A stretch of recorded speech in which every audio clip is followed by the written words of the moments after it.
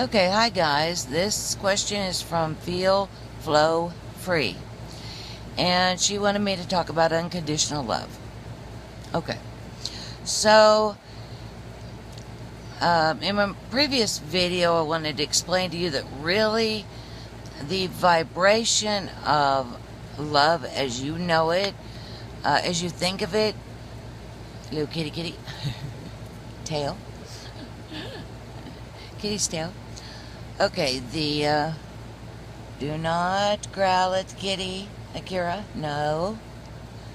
Okay, the vibration of love as you know it, and we're going to say unconditional love, really has not been accessible to most people. By that I mean 99% of the people, unless you really knew what you were doing, since the 1950s, after World War II.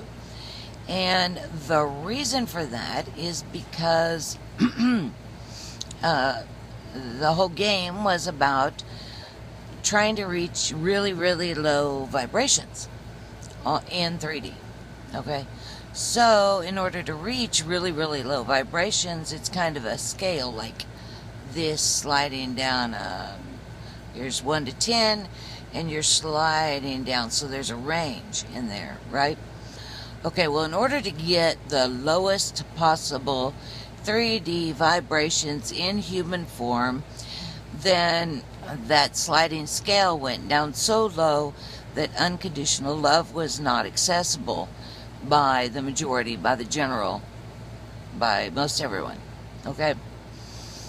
So, in this particular case, although most people say this, oh, well, in the good old days, well, in this particular case, the good old days did have something that the now old days or the now new days do not, and that is accessibility to love. Now, as I look at it from a vibratory standpoint, really, there's very, very, very little access to love, period, as I define love.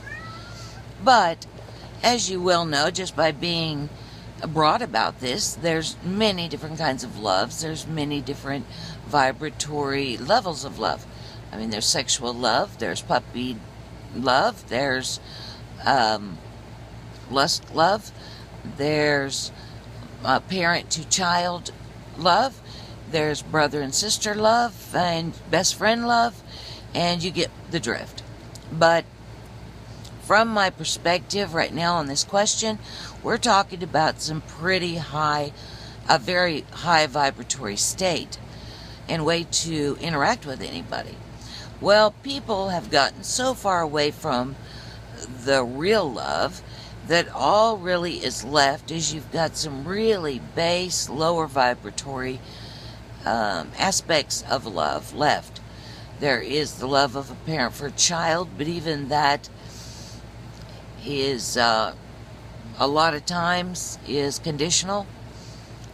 Certainly from the child's receiving end of it, most of the time around the world, they feel like it's conditional. Like, I won't be loved unless I do this, this, and this, or that, and that. You know what I mean. Same thing is true with brothers and sisters, a lot more conditional love. Well, if you don't do this, this, and this, or if you make me feel bad, then you don't love me. So there's a lot of conditions on love now. People say love, and then they say unconditional love, when really I don't see the vibration of love around down here very much at all anymore. So as we move into 4D, now we're in 4D and we're moving towards 5D. There are some pretty important aspects about unconditional love. So there's nothing wrong with lust love in a sexual interaction between people, but that's not unconditional love. It's really not. And there's nothing wrong with having expectations of the people that you love, but you can't say that, okay, if your feelings about them, if your love about them change if they do or do not do something. And I'll give you an example, really easy example. You're a woman and you're married to a guy, and he does not interact with you in a way that makes you feel good. Okay? If you expect the other person in this love situation to make you feel something or other, that's not unconditional love. As a matter of fact, that's really highly conditional love. So if you go to your girlfriends and you go, well, he just won't talk to me, it makes me feel like I'm invisible. Or if you're a child and you are talking about your childhood and you're a 20-year-old and you say, well, I felt really bad in my family unit. I didn't want to go home because I didn't feel good there. Okay, that's a condition. Now, I know there's going to be a lot of knee-jerking here, but try to step back and look at this big picture, because there's good news. Because it hasn't been accessible, no, kitty, off of the computer. Because it hasn't been accessible, then there's been a lot of relationships that have failed, family unit has fallen apart. What else? Best friends, harder to find. All of that is because we drop so low in the vibratory scale that it's extremely difficult to get back up there.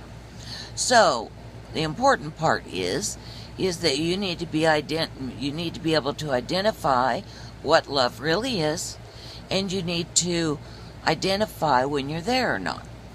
And one of the easiest ways of doing that is there shouldn't be any conversation when you really get into 5D and you understand, you're starting to begin to understand oneness and that we all are one. We are all the same entity when you pull way, way, way, way back. And I mean way back. We're all one. But still, it doesn't matter how far back you pull, when you understand that if I'm not nice to them, it's like me hitting my own thumb with a hammer. It does hurt you. Now, because it's pulled way, way, way, way, way back, you may not feel that pain for a very long time, or you may feel it instantly. But nonetheless, when you make somebody else feel bad, that is hurting yourself. Okay, so that's a given.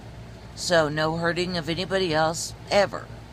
Now, at the same time in this process, you don't want to be stepped on, and so you need to watch being used and abused back if you want to get into 5D, and that's a change in your brain.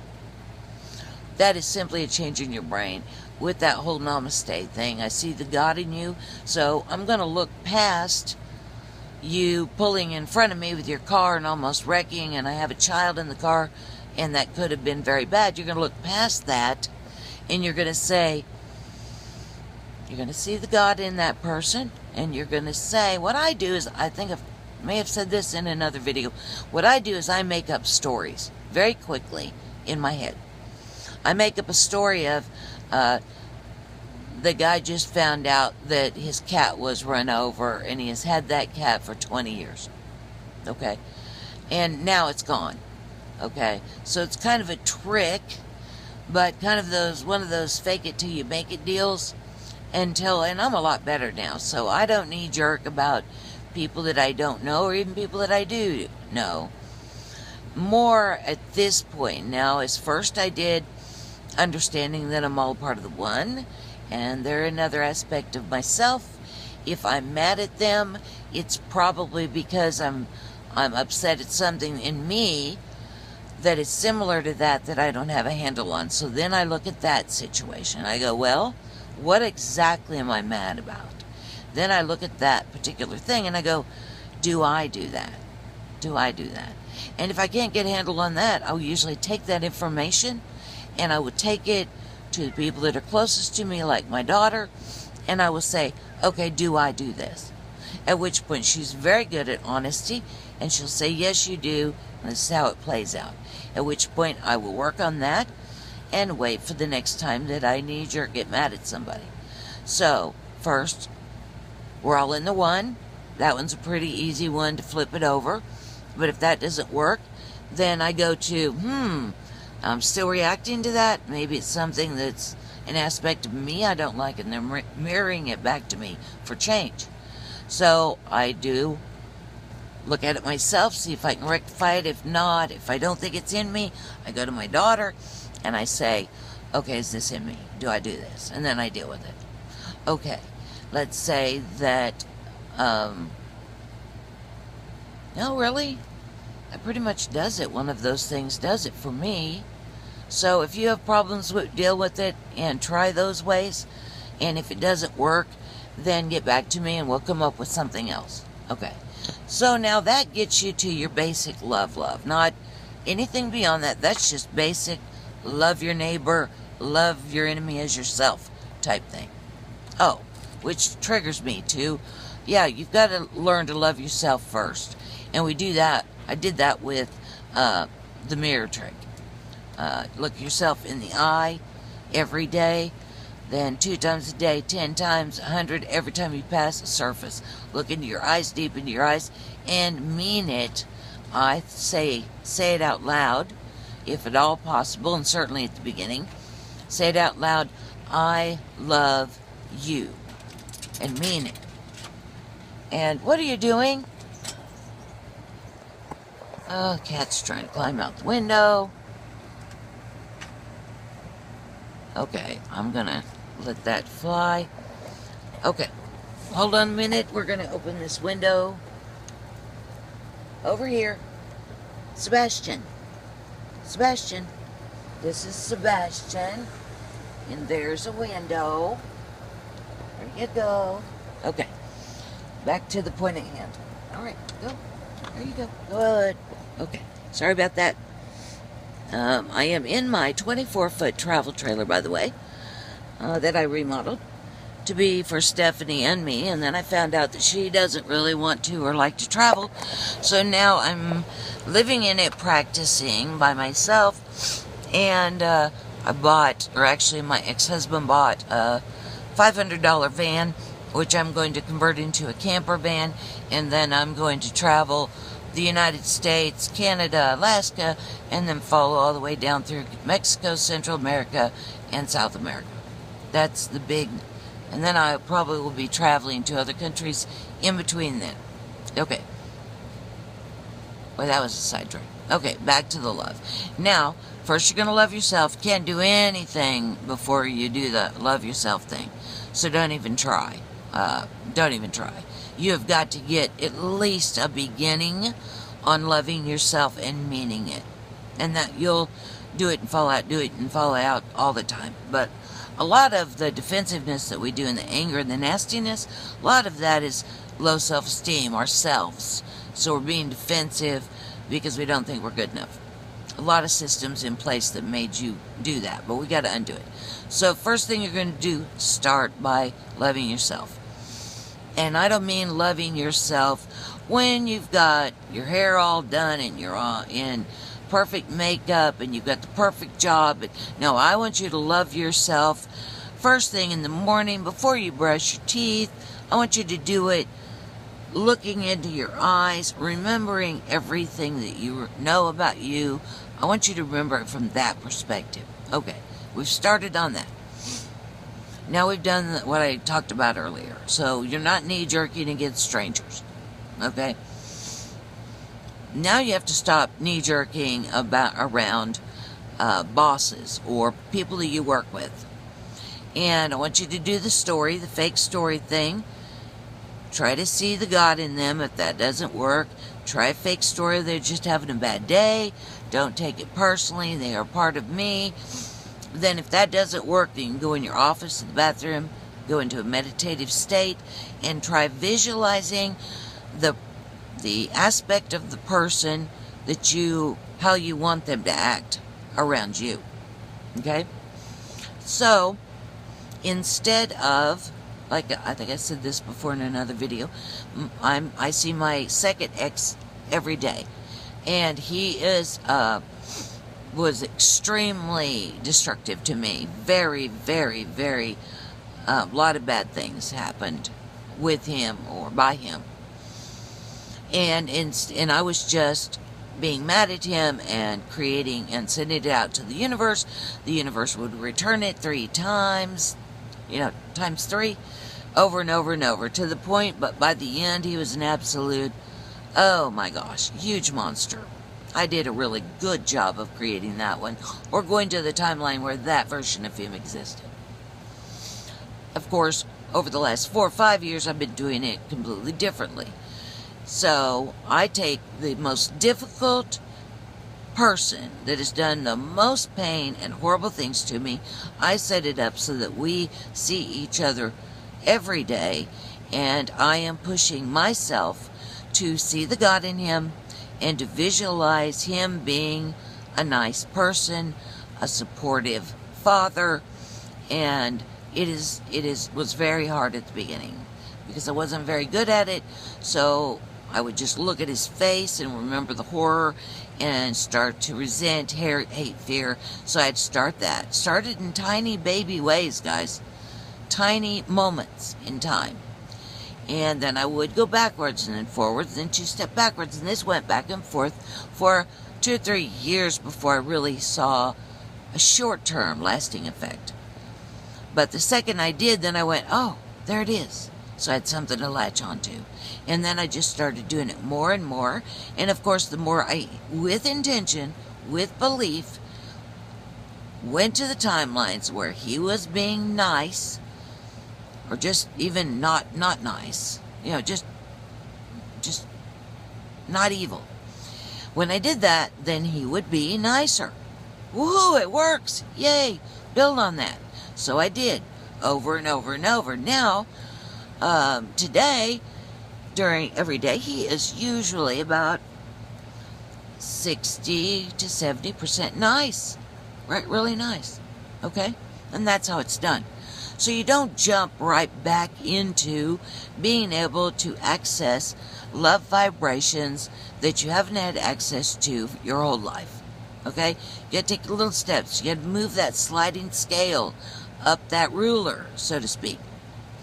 So now that I can access things, and I go, oh, okay, the person made me the most angry, the most fearful, the most worried, is now right next to me, and I am not, I'm not fearful at all anymore. That's gone.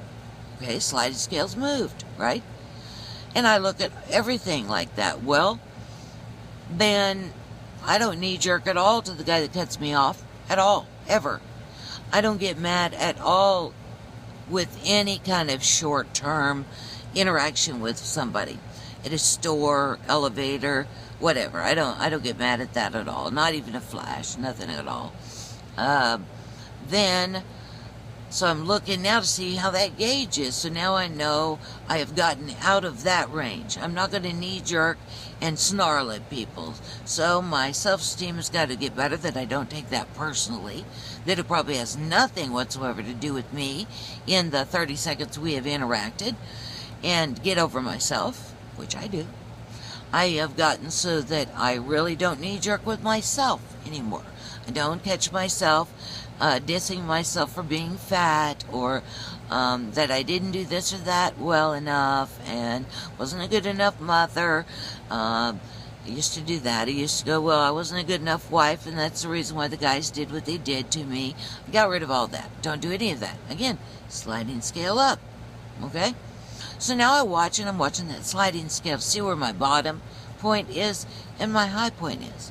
Now, not only do I not get mad at the person who's cut me off, that makes me focus on them, send them love, because I already got these automatic bad stories in my mind that I just kind of plug and play. So I immediately go, immediately find the God in him, find the God in me, understand he's part of me, and send him love. And out to the world in general at that same moment. So instead of taking it as a time to go, I go a time to go, and love. Okay? Now I know I've got access to what we classically think of as the lower vibrations of love. And I'm pretty sure that a good majority of the time I can access unconditional love. But this will be based on you and what timelines you're on, what you call to you at any given moment in time. But if you are over in the parts where you're back in 3D or the lowest versions of 4D even, there's difficulty accessing unconditional love. And unconditional love in today's standards, especially 4D, that does not necessarily mean that you have to put up with being treated badly. The difference is that you can love them and choose not to be around them on a path that seems to feel to you toxic or it makes you feel bad about yourself. And I have a son who is early 30s, and he has pretty much been spoiled. I didn't do as good a job with the first one as I did the second one, and because of that, he didn't learn consequences. He also learned from 2 husbands that he saw as father figures to treat mom and sister badly. And instead of learning from what I was teaching him, he chose to copy them.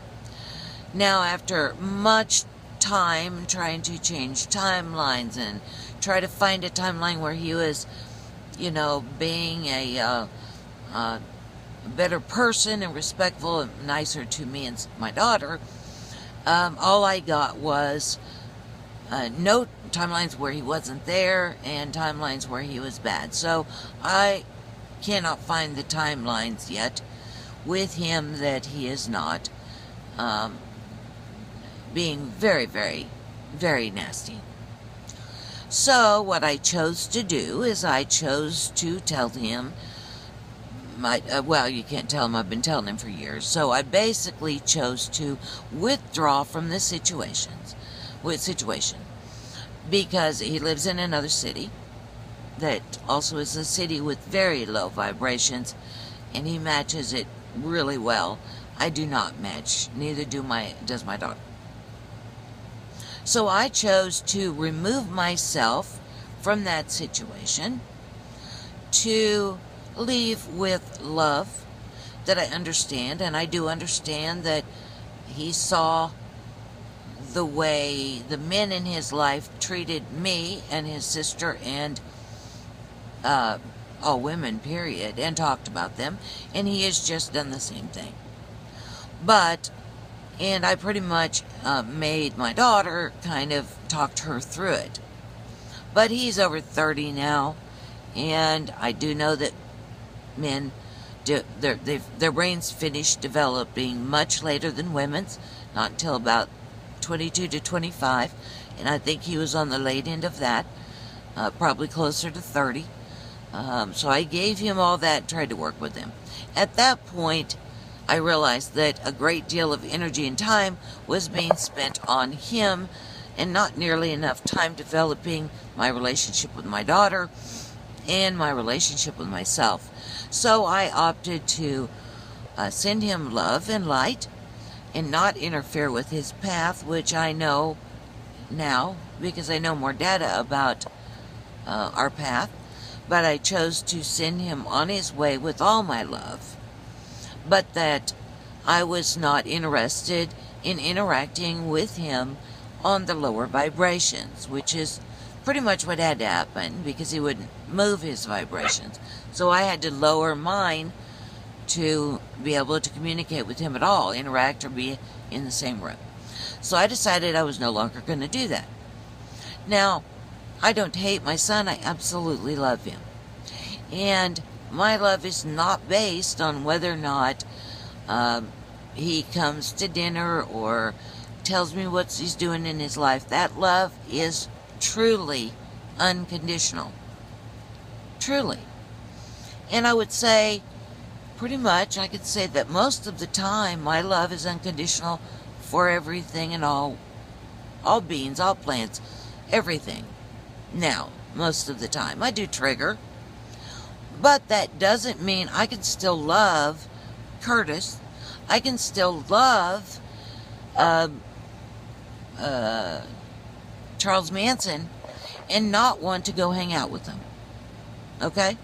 So what I've chosen to do is the door is open always, but the door is open where I know that he cannot come through it.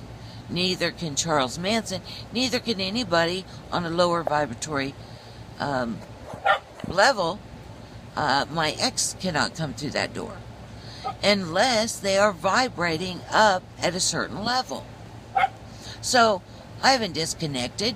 I have simply insisted that I do not want to. All of these beings that I love is fine, but I do not wish to interact with you on a physical level unless you are at a certain vibratory level. No harm, no foul. Don't love you. Continue on your path. I'm not going to try to stop you, but I have chosen that I am on a certain path, and I need to respect and love myself as well. So there's no hard feelings there. Total and complete love and respect and total understanding about the path that he is on and that others are on. I understand what they're doing. I am sad at times that he is going one path and I'm going another, but still, I love him and I want to support him in what he wants to do. So, unconditional love, totally unconditional. You have to love no matter what. But unconditional love does not mean that you need to walk up to a Ted Bundy and say, here's the knife, here, let me help you, and I'll really make you happy. No, no, no, no, no. You still get to control what vibratory state you are going to stay on. And then those that you are unconditionally loving of can absolutely come up to your level.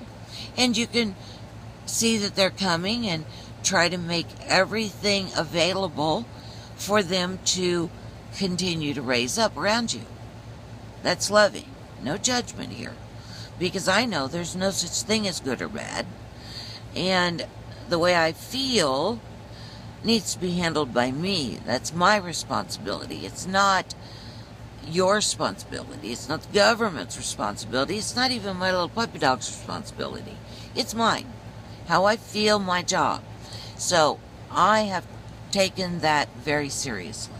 And in my case, going to 5D insists that I must be unconditionally loving, but I know where to go and where not to, how to buffer myself so that I can keep that vibration high. I've also loved myself enough to know that I'm going to be triggered. It will drop lower, and that's okay, because I can come right back up. Okay. Now, feel flow free. If that didn't cover it, please ask me more questions, and I'll do another one. Okay? I love everybody so much, unconditionally. Big, huge hugs. Bye now.